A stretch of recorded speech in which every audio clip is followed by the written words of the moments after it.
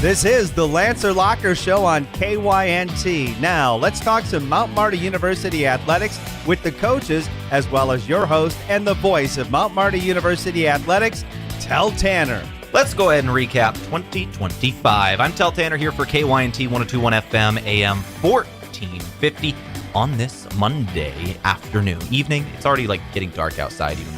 It's evening. I'm going to say evening. Anyways, it is the 22nd of December. We're only a couple of days away from Christmas, and we're not having a show next week on the 29th. Keep that in mind. Our next show will be the 5th of January in 2026. So this is the day where we're going to recap 2025 as I welcome in the new sports director of KYNT, Brayden Butler, who's going to help me out today as the two of us are going to recap the entirety of 2025. We're going to go through every sport for Mount Marty. We're going to go through some of the highlights and the big moments because you were there for most of it as well, my guy. Yeah, and I feel like new is wearing off a little bit on that sports director thing. It's been 3 months now, but I do appreciate the sentiment there and the declaration of my title, I guess, here for this one. But yeah, it was a great year. I think it's the first time we've had you on the locker since you've been with the new title. I think I've done an interview for you, but on the locker, I think I talked to a couple cheerleaders recently. But yeah, that's the only time I've been on. Yeah, I had to take, when we had the cheerleaders just a couple weeks ago, I had to take a loved one to the hospital that day. So thank you very much for filling in for me on that one, by the way. But yeah, and everything's good on that other thing, by the way. We're all good there. But let's go ahead and get to the year. So what we're going to do here today is we're going to start in January of 2025. We're going to start with the last year's basketball seasons. We're going to get into baseball, softball. We're going to get to track and field. We're going to get into the fall. We're going to talk all about football. We're going to talk about that season. We got to talk about the seasons that the soccer teams just had, the best combined seasons in school history. We're going to get to volleyball. We're going to get to this year's basketball of where we're at now. We're doing all 2025 today. And I appreciate when you brought up soccer, the best combined seasons, very eerily similar kind of how they did it too in the opening round of the GPAC tournament. I know that's kind of burying the lead a little bit, but it was a lot of fun to kind of follow along with their seasons as both first-year head coaches, I believe, for soccer. We'll get more into that later on, but just great for them. We absolutely will. But first, let's go ahead and take our first break of the evening as we thank a few of our sponsors. We'll come back and we'll start recapping 2025. He's Brayden Butler. I'm Tehl Tanner. We'll be back and we'll get to this recap after this. A big thank you from Mount Marty University to one of Yankton's greatest employers and friend of the community, Aztec. They're very proud to support the Mount Marty Lancers. The vision at Aztec is to build industry-changing solutions that create life-changing opportunities. And you can build a career with the group that's built to connect from rock to road. Click careers at aztecindustries.com. Best wishes, Mount Marty, from your friends at Aztec. From the first wails of surprise to first day of school questions, playground adventures, learning to drive stress, and graduation cheers, they'll always be your little sunshine. At Avera Children's, we get kids, teens, and parents too. We'll step you through first checkups, milestones, sickness, and specialized care when your child needs it, and treat them like our own every step of the way.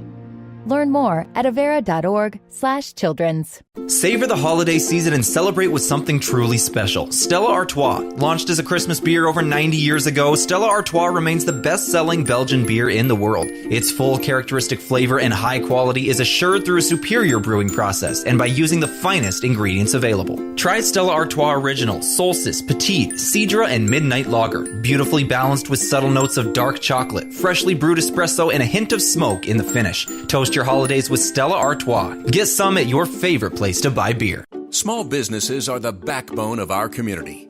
CoreTrust helps your business thrive with checking, online bill pay, small business loans, credit card processing, local approval and support for government grants and loans, investments to grow your hard-earned assets, and insurance to protect them. All from CoreTrust, the community bank that's right down the street and everywhere you want us to be. Visit CoreTrustBank.com today. Member FDIC. Long day, good day, either way, Yankton Pizza Ranch makes it easy. Our buffet is always ready with fresh pizzas, mouth-watering desserts, and the country's best chicken. No waiting, no stress, just grab a plate and enjoy. So when you need comfort made simple, make today a buffet day at Yankton Pizza Ranch. Buffet every day from 11 to 8. It's where life tastes better. Surround 'em up and head her down to the Pizza Ranch. Whoa, that's good. Beef, pork, seafood, poultry, and more, all at the Meat Lodge in Yankton. Get top quality meats at great prices. They have specialty items like lamb, brisket, bison, mahi-mahi, crab legs, and lobster. They even have non-meat options like Dimmick cheese, pickled items, seasonings, and sauces. The Meat Lodge in Yankton on the way to the lake on Highway 52. For more, call 689-3000 or go to themeatlodge.com. All right, back here in the Lancer Locker on KYNT 102.1 FM, AM 1450. I'm Tehl Tanner. He's Brayden Butler.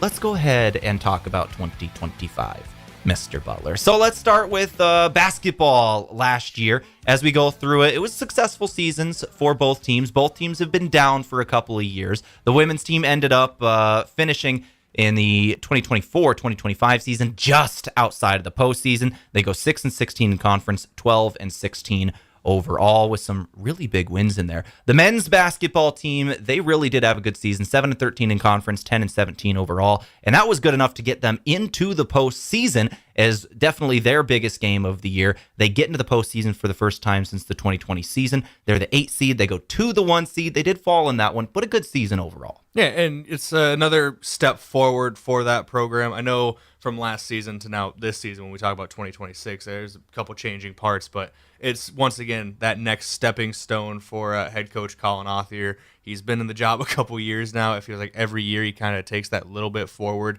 They're waiting to make that leap, and they might be making that leap this year with how they've played so far. But it's just, once again, another step forward for this team. Absolutely might have made that leap. They had a great fall. You know, the fall schedule is done, and they're 5-3 in GPAC conference, and they're even coming off a bit of a loss at the end there. They fall by 3 to Doane, a last-second shot that just didn't go to send it to overtime. But they were 5-2 right before that, tied for second in the conference. I think they're third right now at the holiday break, which is a great spot to be in going into 2025. Yeah. Or 2026, I should say. 7 conference wins last year for the men's basketball team, got them into the GPAC tournament. You're now... They're at 5 right now. Yeah, they're at 5 already heading into 2026. So you obviously want more than just 2 more wins the rest of your conference slate, but it looks like that could be about where you need to be to get back into the postseason. And I know the goals are higher. They want to be a higher seed. They'd love to maybe even host a first-round matchup if they can compete for a top 4 spot. So that's something to keep building towards. But you look at last year to this year, those improvements are obviously there. We'll talk a little bit more about this year's men's basketball team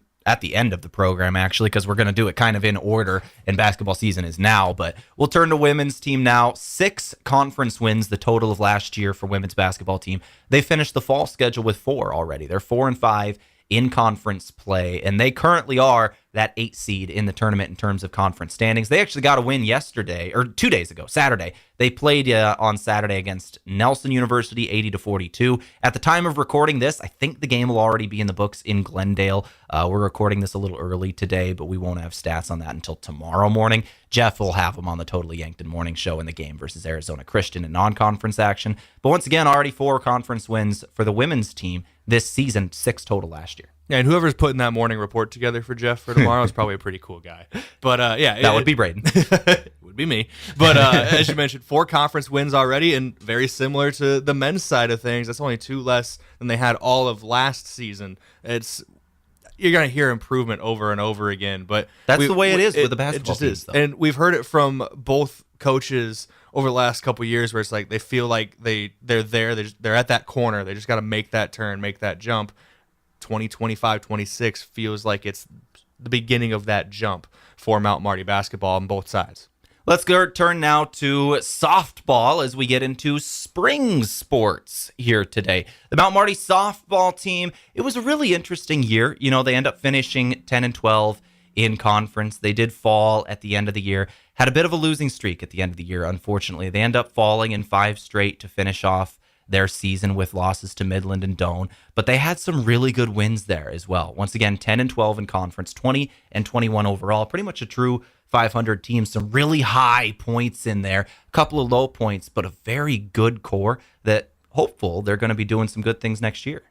Yeah, and I believe this was the first year under a new head coach as well for the softball program. So there's obviously that bit of transition when you bring in a new person leading the squad. But I feel like it ended on a sour note, like you mentioned, with a 5-game losing streak to round things off. But it felt like they really adapted to a new system, a new leader very well early in the season. A couple things go a different way down the stretch, and we could be talking about a very different year for this Mount Marty Lancers squad. And looking at the softball team, take a look at their stats and some of their big players. KYNT Jacinto was an incredible bright spot. 400 batting average on the year, 37 RBIs, 54 hits, and 135 at-bats. All of those were team highs in there, a 442 OBP as well. Janaea Castro, a senior, bit ado to her, but 390 batting average for her and ended up with 35 RBIs and 46 hits. They were hitting well. Yeah, they're hitting very well. And the two players you mentioned, Jacinto, 22 extra base hits, 19 for Castro, combined 11 home runs between the two of them. So those were really a pair of power bats for Mount Marty this season. A couple very good players. I know you do have to replace a little bit there with graduation, but it should be good to build off of that forward and set the example for the next line of Lancers coming through. And talk about having to replace Mackenzie Gray, that senior pitcher who had been here for so long. 3.84 ERA in her senior season, ended up with 10 wins on the year. Incredible numbers. Pitched 129 innings. That is an insane number. Ended up with 10 wins and 129 innings and a 3.84 EPA. ERA. It's incredible output from her. I know softball a little bit different than baseball. You can throw out the same pitchers pretty consistently, but Gray is a workhorse, ace of the rotation, as it would be said. I think she was just under a strikeout per inning over her season this year, so incredible numbers for her and somebody that's going to be missed for the Mount Marty softball program, that's for sure. This season, they're going to be starting February 8th is the first game. They're playing Culver Stockton in Sioux Center, Iowa. There's a dome over in Sioux Center, so they get to play February softball, which is always very nice. Culver Stockton, the first game, February 8th. Let's go to baseball from last season, Brayden, as you and I got to call a lot of these baseball games together last year, especially late in the year, which was fun. They end up 12-16 in conference, 29-22 overall. They do make the tournament. Let's go. Let's just start with the tournament because that was fun. I think we called the full tournament together, didn't we? Josh was there too. Josh Bolter was there. There was a little switch, a little bit of between rotation.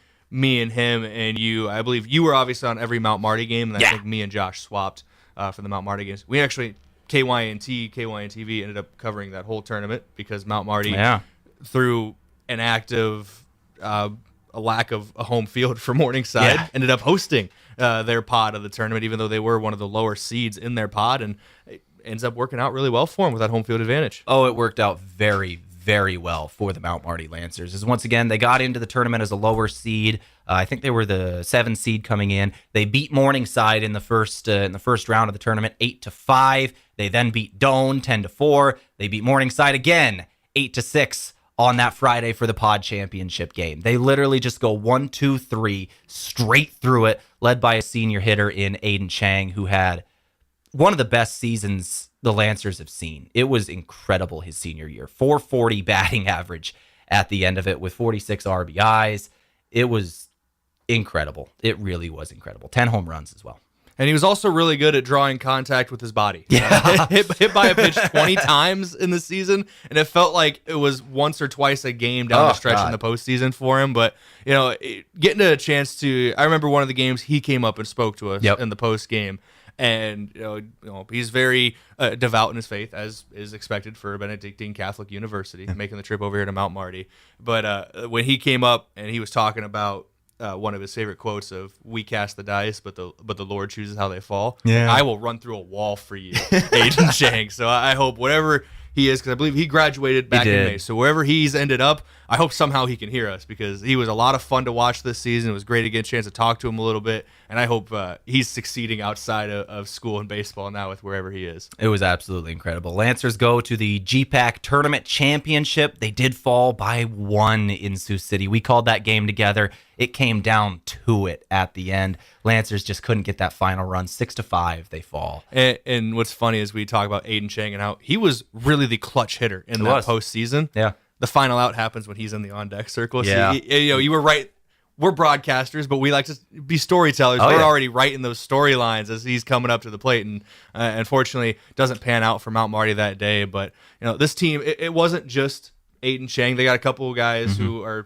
weren't seniors that are coming back. I know Daniel Vonnegut had a great year, batting average rise over 360, 8 home runs, 21 extra base hits, somewhere around there. So he was another great player for this Mount Marty team, and as a junior last year, has the potential to come back, obviously, for Mount Marty and continue to contribute. Yeah, some of those other seniors that had great seasons besides Aiden Chang, graduating Ryan Bachman, Will Gardner, Andrew Ramirez, Shugo Kondo, Jackson Nome. I can go on, and I will go on because there were a lot of these guys. Jay Negebauer and Chase King both ended up graduating as well. A couple of really good guys pitching for the Lancers. However, base running, we got to talk about a guy who is coming back in Jalen Owens, the stolen base king for Mount Marty. 41 stolen bases on the year. Junior, cannot wait to watch that guy run around the bases this season. That is the school record in 41 stolen bases. And he was flying around the outfield, too. He covers a lot of ground out in center field. It reminds me of an old meme from the 2016 Cubs World Series run.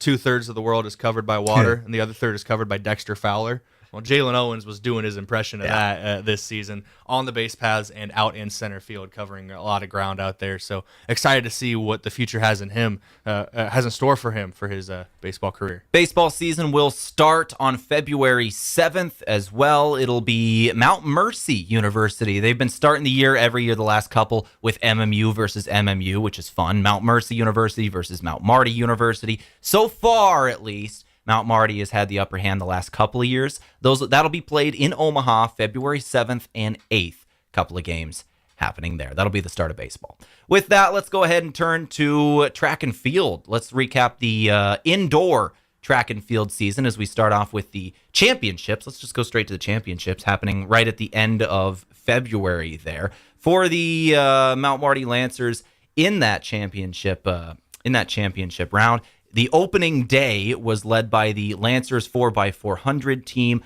of Zelly Sorensen, Ashnae George, Alexis Even, and Josie Wallstrom. They placed 15th. Maya Zoner placed 13th in the women's pole vault as well, tying the school record 11, 9, and 3/4. Logan Ferrari qualified for the finals in the 5,000 meter for the Lancers. And then on day 2 of that, it was Logan Ferrari finishing in 11th place for the Mount Marty Lancers, one spot away from that All-American nod, which was just so close in the 5,000. He did set a school record during the event, however, 14 minutes, 42.3 seconds as well. Earlier in the competition, Ferrari also placed 18th in the 3,000.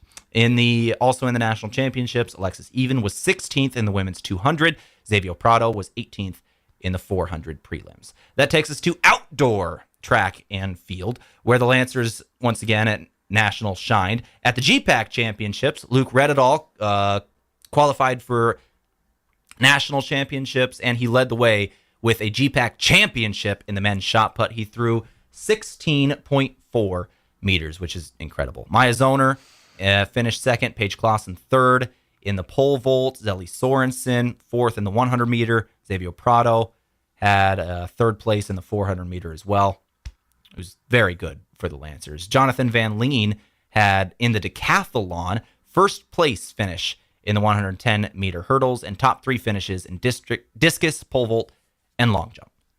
It was a great season last year for track and field, both indoor and outdoor. I know indoor this year, a lot of those names you said have come back and now been even improving towards this year. But it didn't end at the GPAC championships. Obviously, a couple Mount Marty Lancers qualifying for the national outdoor meet as well.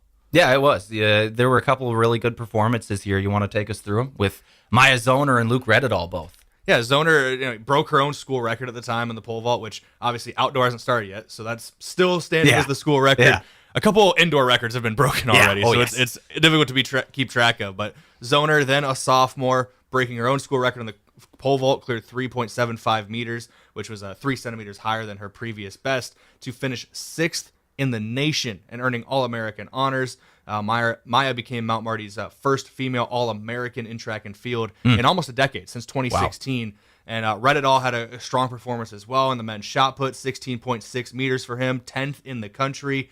He did miss a final round by a narrow margin of 7 centimeters, but top 10 for him is huge there. And also the men's 4x400 meter relay, they qualified for the national meet for the 9th consecutive year, but they unfortunately did not advance to the finals. But 9 consecutive years of your relay team making the national tournament. Yeah. And I know that this That's year's pretty cool.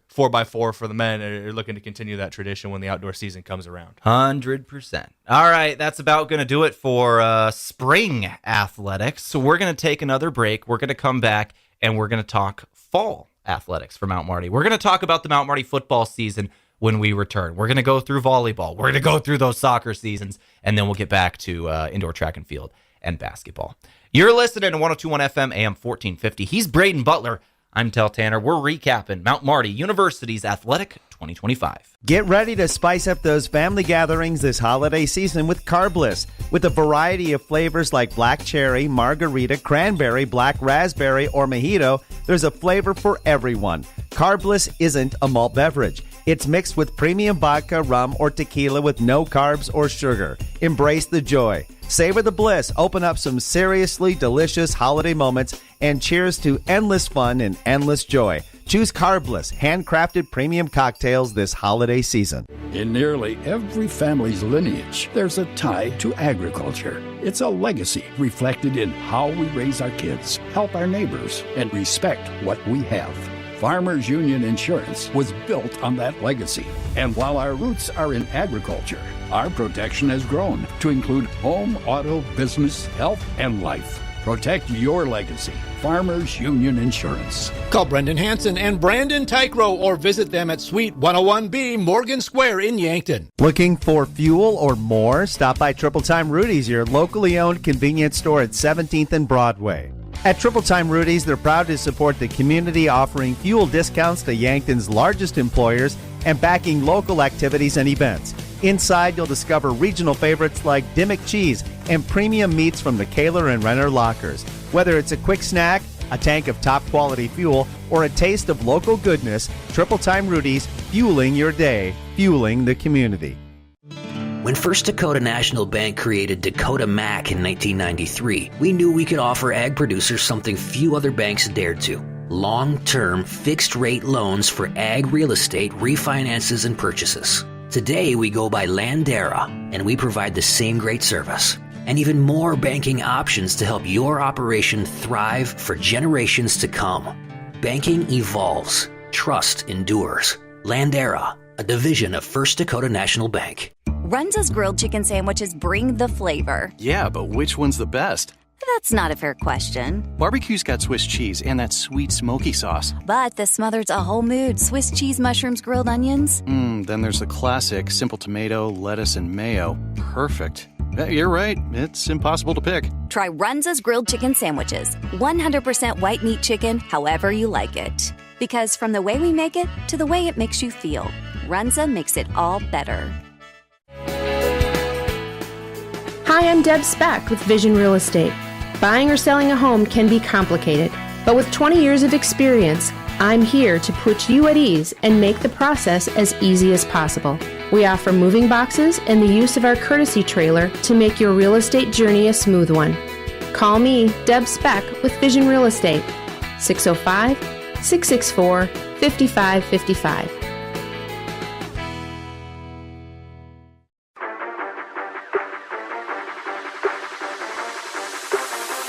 All right, back here on the Lancer Locker on KYNT 102.1 FM, AM 1450. I'm Tehl Tanner, your host, along with the sports director at KYNT in Brayden Butler, recapping Mount Marty University's 2025. We just went through all of the spring athletics. Let's get to fall now, starting with Mount Marty football. Another good season in the year 4 of existence. Or no, wait, was this year 5? 2021, 2, 3, 4, 5. I had to count it on my fingers. This was year 5. Yes. 5 time. So 4-7 overall, 3-7 in conference. Now we're like Booker T over here counting to 5. We're filled up on our fingers now. How are we going to keep track next year? We got 2 hands still. Oh, okay. All right. We can do it. All right. So 4-7 overall. were the Mount Marty Lancers, 3-7 in conference play. Season started very, very strong for the Lancers. Clark University, they go win a non-conference game, 37-22. Waldorf, they win 35-10, and then they take down their first top 10 team. They host Northwestern, and they beat them 24-14. They really handled them the entire way through. Like, it was impressive. The starting quarterback for Northwestern, Bo Bush, they held him to 36 yards and an interception at halftime. And they actually sat him down and went with their guy from last year in Colby Duncan, who ended up with 139 yards, a touchdown, and an interception. They were held to 71 or net of 60 rushing yards total in the game. The Lancer defense was on one. Yeah, the Lancers across the board in that game with Northwestern really, I don't want to say dominated, because it ended up being, I believe, just a 10-point game, but they were in control. The entire way. It wasn't one of those games where you look at a team that's high ranked that gets upset by a team that maybe there's lower expectations, where it can feel a little fluky. It can feel like, just like one or two plays really changed the difference. Mount Marty controlled the clock. They ran the ball well. They were efficient in the passing game. They played great defense. All facets of the game worked really, really well for the Lancers, and it felt like which it is, probably the biggest win so far in the history of the program. Absolutely.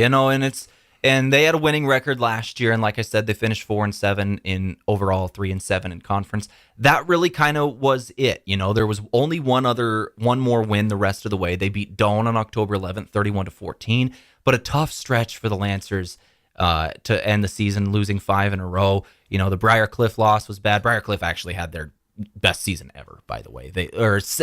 One or two, only their second winning season in their history. That was a great Briarcliff team. Close loss to Concordia, by 9. And then a decent loss to Dort.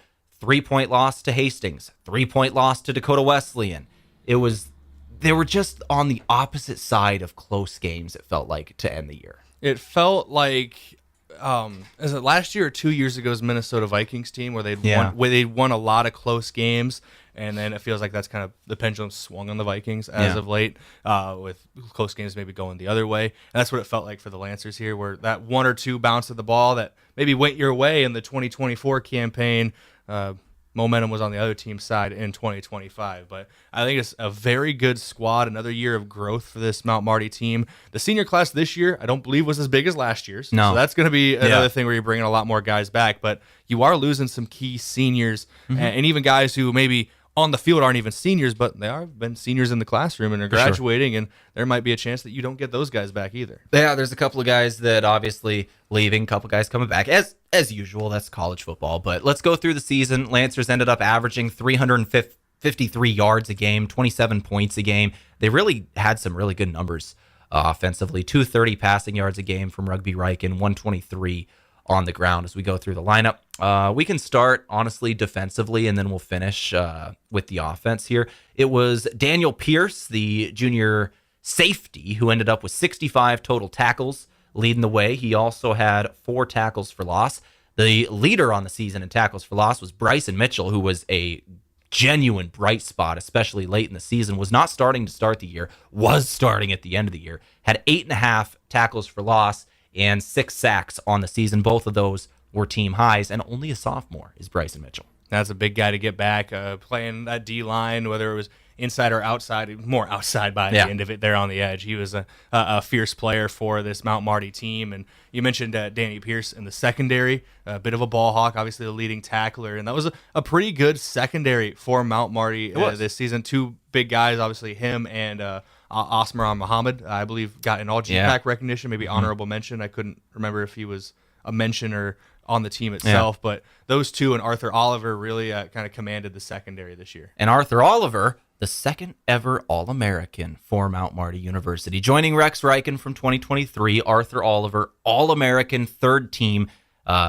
safety from this year. Third team defensive back. Rex Riken, I think, was second team tight end 2 years ago. Only 2 All-Americans in school history, and they're only in year 5. So having 2 All-Americans already is incredibly impressive. Yeah, and I don't want to put a lot of praise on a guy, but there's a guy on the offensive side of the ball that might get into that conversation for the next All-American if he improves on his freshman season like we really hope he does next year. But as soon as you want to start talking about the offensive side of the ball, let's do that now. We're going to have to bring up Moshe out of the gate. Let's talk about Moshe Richmond. So a freshman wide receiver who did not play in the first couple of games of the season, had an off-season injury that kept him out through the first 3 games. Did not play Clark, Waldorf, or Northwestern. Played just a little bit against Briar Cliff, but was limited just coming back off the injury. He didn't really start until the Concordia game. So he played 1, 2, 3, 4, 5, 6, 7 games total. And he finished up the season with 708 yards receiving, 88 yards a game, had 8 total touchdowns, was just incredible. 39 total receptions on the year. Moshe Richmond was the story of the late part of the season. Yeah, and he, obviously he didn't lead the team in receptions, missing games, but he led the team in receptions per game at 4.9. Jackson Walholtz right behind him at 4.7. Kyle Hirsch out of the backfield had 4.6. So pretty diverse passing attack. 3 different guys right around the same in receptions per game.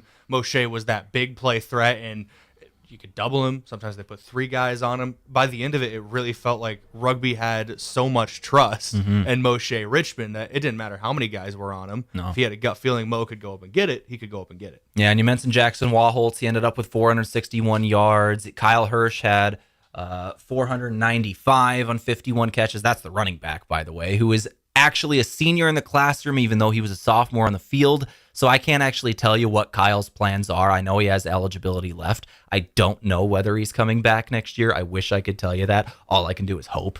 All we can do is hope he uses it. I like that guy, and I hope he comes back. But him and Malachi Hartz were a great 1-2. Those 2 combined over 1,000 yards on the season. It was a good one, too. Yeah, and then even Rugby Riken, the quarterback in the rushing game, had over 200 yards. So you have over 1,200 yards of rushing between your 2 running back system and your quarterback, which I know establishing that running game is very important. It helps you control the clock. We talked how important clock control was in that big Northwestern win. That's how you do it. You run the ball effectively. There were a few times where Mount Marty had to throw the ball, and throw the ball a lot. I believe Rugby Riken set the record for pass attempts in a game this year, over 70, I believe. School record, I should say. Over 70, and he ends up in the season over 2,500 yards, 27 touchdowns. Did turn the ball over more than, I believe, he would have liked, for sure the coaching staff would have liked. Ends up 27 touchdowns, 18 picks. A lot of those coming late on in the season. And you look at some of those games late in the season,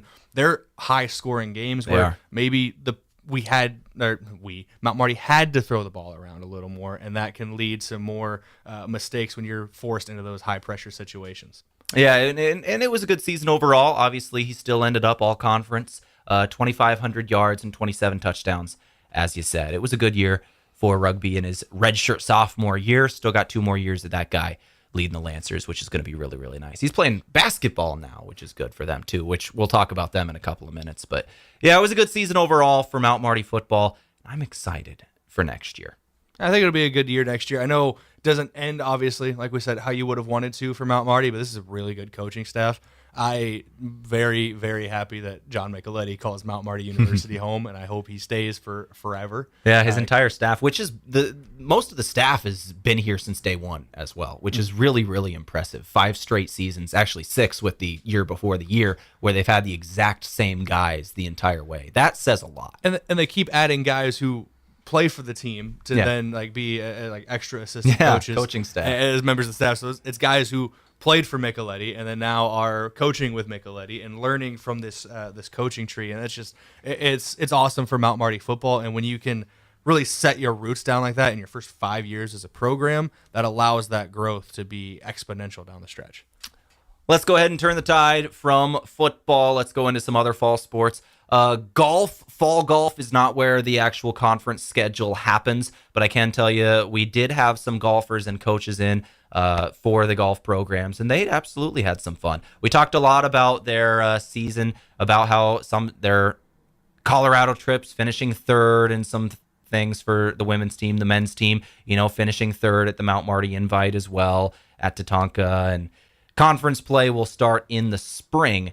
I know the GPAC tournament actually is going to be April 27th, 28th for the women, and right around then for the men as well, playing in North Sioux City. So that'll be the golf. Let's go to volleyball now. They get back in the conference tournament for the first time in a long time as well. They finished 5-11 in conference, 12-16 overall. They do just enough to get that 8 seed in the end, with winning 2 of their last 3 games, 3-1 over Hastings, 3-0 over Doane, and they get in the conference tournament. They did get beat by the number 1 team in Northwestern, who ended up having an insane season, by the way, in the postseason as well. But still a very good year. Yeah, lost to Northwestern in the GPAC tournament. Newsflash, so did everybody else in the GPAC. Northwestern was a very, very good volleyball program this year, as it feels like they tend to be. But once again, we seem to be talking a couple times about the growth towards the future, and you can see under Coach Sophia Lobo-Pais that there's more growth once again from Mount Marty volleyball,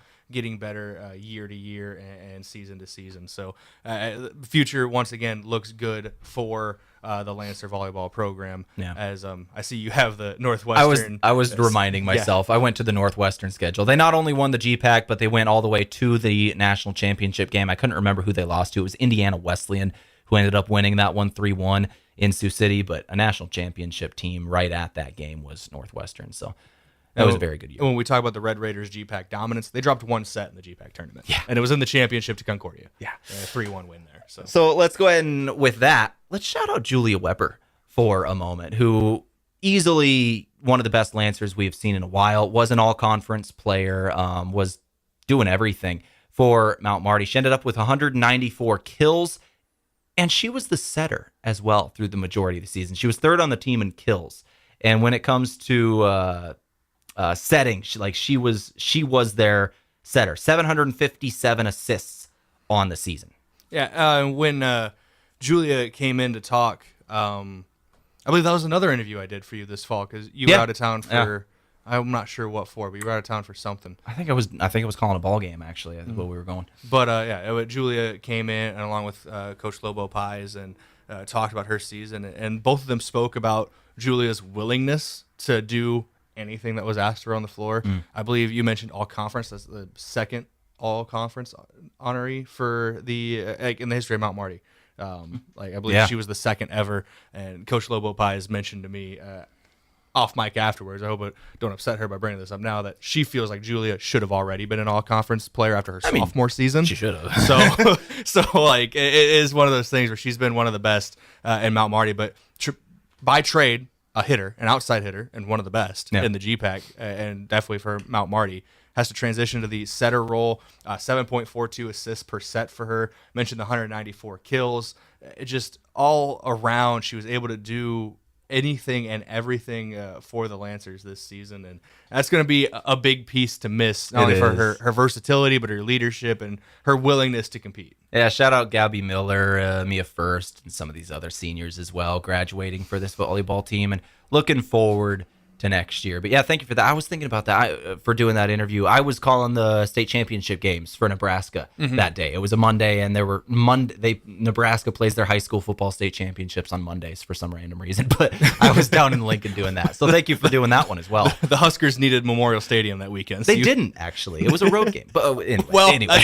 That makes it even funnier. But and still, if you want to stick on volleyball for a second, because obviously a senior leader in Julia taking that step away, but if you go to the defensive side of things for the Lancers, a younger player, I believe just a sophomore this year, Caitlin Gunther starred for the Lancers this season as well. Total blocks, led the team with 99. Yeah.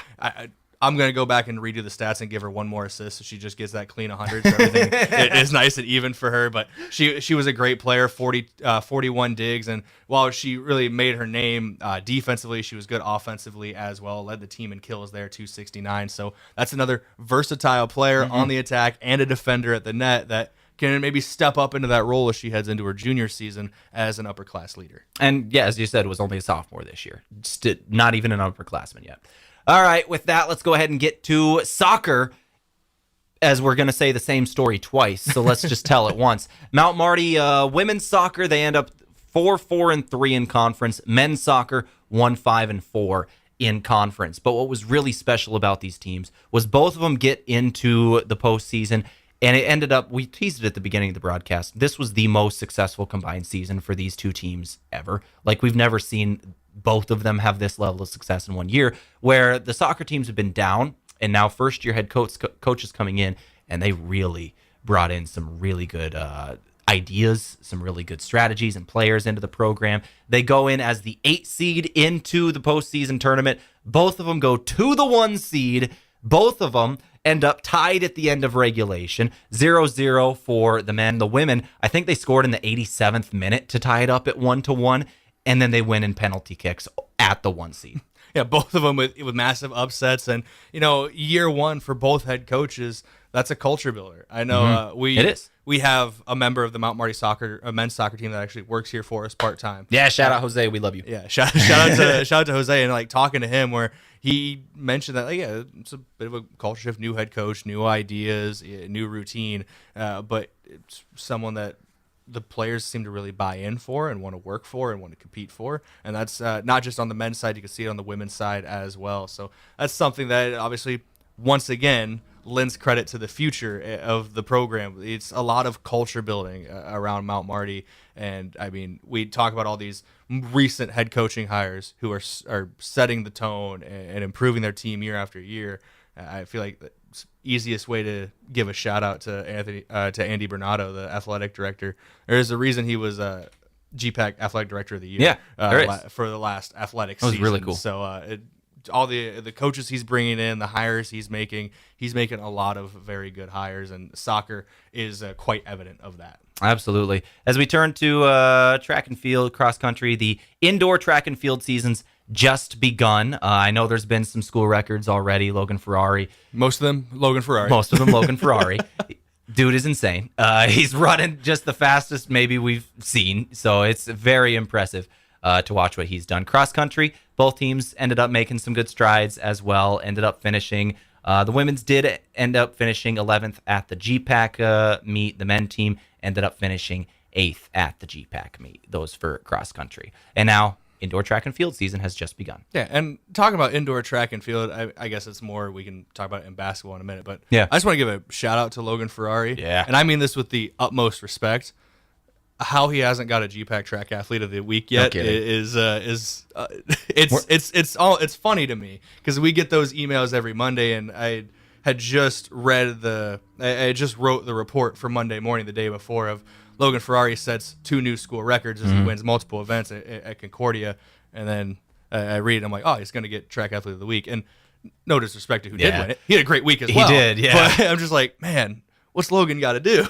But it is what it is. That's a guy who obviously a very fast runner, but there's a lot of great athletes on this Mount Marty indoor track team, both men's and women's side. Hopefully that indoor track and field nod is coming here in the new year. January 10th is the home meet for indoor track and field. January 10th at the Ruth Donahue First Dakota Fieldhouse for January 10th, and then January 16th and 17th they're also hosting an invitational and multis, both of those at the Fieldhouse on Mount Marty University's campus. Back-to-back weekends there, January 10th and then January 16th and 17th. And looking ahead of their schedule even more, that's 5 straight events either in Seward, Nebraska, or at home at the Ruth Donahue Fieldhouse. But they go back-to-back weeks after that down in Seward. It was Concordia hosting meets. So it's funny how the scheduling works out for that sometimes. All right, with that, I think we're ready to go to current season of what's going on right now with Mount Marty University basketball, shall we? I'd love to. All right, so let's talk. We're kind of in our final segments here. Let's talk with the women's team first. They are 9-5 overall, 4-5 in conference, and they're having one heck of a season. And I want to start with something that just happened in the last game out in the win over Waldorf, 89-34. They did fall to Doane in the next game, 81-67. But shout out Kayla Martinez for the Lancers for being a 1,000-point scorer for the Lancers. That was something really, really fun to see. It's been a while since they've had a 1,000-point score, and it was really fun. And Kayla is she's an elite shooter.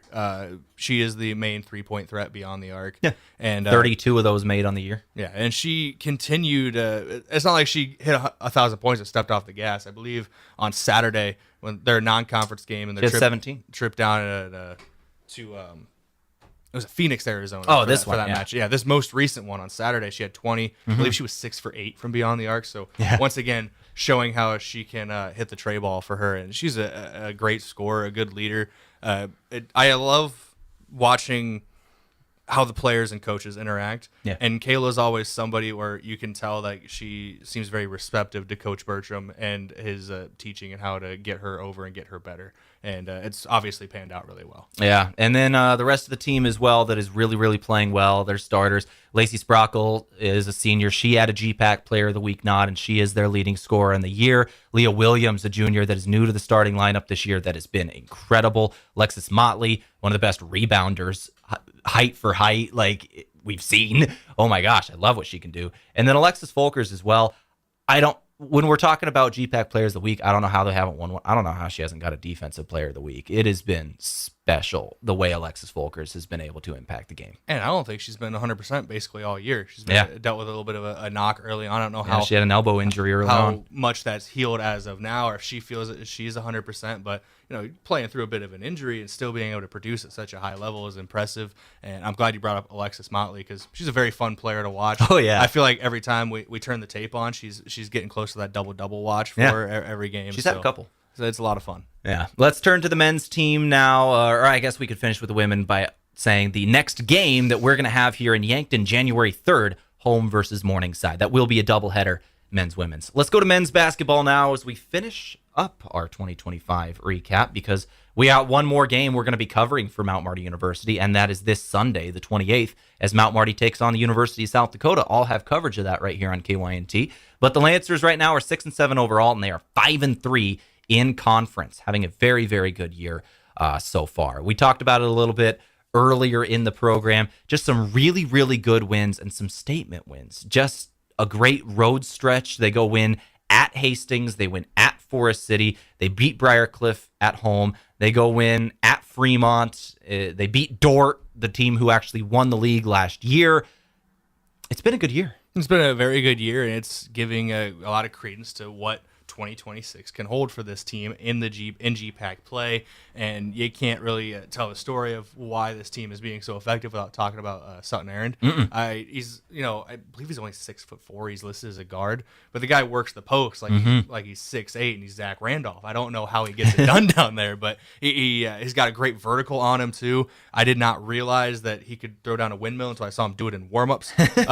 So it's something to keep an eye on there. But he is a great player for this team, and I think across the board, it's not just Sutton. Deegan Williams and Jackson Edmond, a couple of fantastic transfers to bring in. Yeah. I believe both of them from Black Hills State. Yep. Jake Jensen, obviously another year for him, and senior year. And Tyler Sandoval, healthy Tyler Sandoval, is one of the best players I've seen on the court. It's awesome. We love it. Tyler Sandoval, it's one of those guys that we haven't seen him incredibly healthy over the last couple of years. He's been dealing with like some lingering back issues, but he had a good stretch this year where he was healthy and he was starting, and oh my gosh, the flashes that guy can show was amazing to watch. I love the putback dunks. I love the blocks in transition.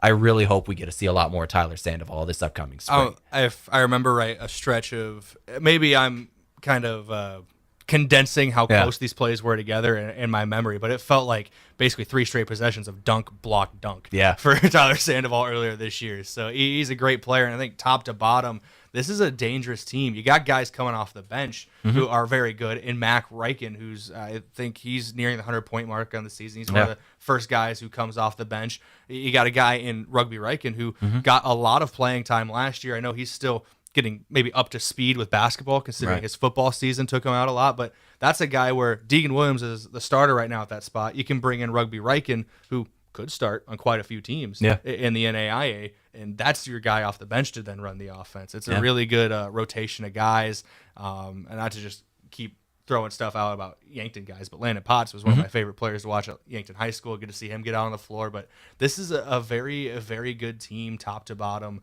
and I'm excited to see what they can do in 26. And that is a look at the men's team. Once again, their next game versus USD, the University of South Dakota. Exhibition game for the Lancers. That's a counter for the Yotes, so we'll see what they can do there. December 28th, 1 p.m. We'll have coverage right here on KYNT. I will be there myself. We'll go live at 12:30 8:30. And then January 3rd is 2026 when we start things back off. So that's going to about do it for 2025. And we turn to 2026 as Morningside University is coming to Yankton. Doubleheader starting at 2 o'clock in the Simple Arena on January 3rd. Yeah, it should be a lot of fun. I'm excited to see what the future holds once again and what this team can do next year. This feels like a team that could get one of those mid to upper seeds in the GPAC tournament and maybe make a little noise out there. So we have blabbered for quite a while just recapping 2025. We actually spent a lot longer time than I told our schedulers at the station that we were going to spend. So I might be in a little bit of trouble, but it's fine because we had a lot to talk about here. Well, I can assure you the sports director will say it's okay. All right, because that's him. You got the seal of approval from there. Everybody else, though, I cannot help you. Well, let's go ahead and we're going to take one final break. We're going to thank our final sponsors here. We'll let them have their say. And then we're going to come back in a couple of minutes, and we're going to wrap things up here from Yankton. I'm Tehl Tanner. He's Brayden Butler. You're listening to a Mount Marty 2025 recap on KYNT. Big changes are happening at Lewis and Clark Ford in Yankton. Come meet our new finance manager, new sales manager, and our all-new sales team, bringing fresh energy and hometown service. During our year-end sale, get top dollar for your trade, plus an extra $1,000, and enjoy 0% APR for 3 years on select Ford models with approved credit. Don't wait. These deals won't last. At Lewis and Clark Ford, the deals you want, the Fords you love. Visit us online at lewisandclarkford.com or stop in at 4th and Capitol.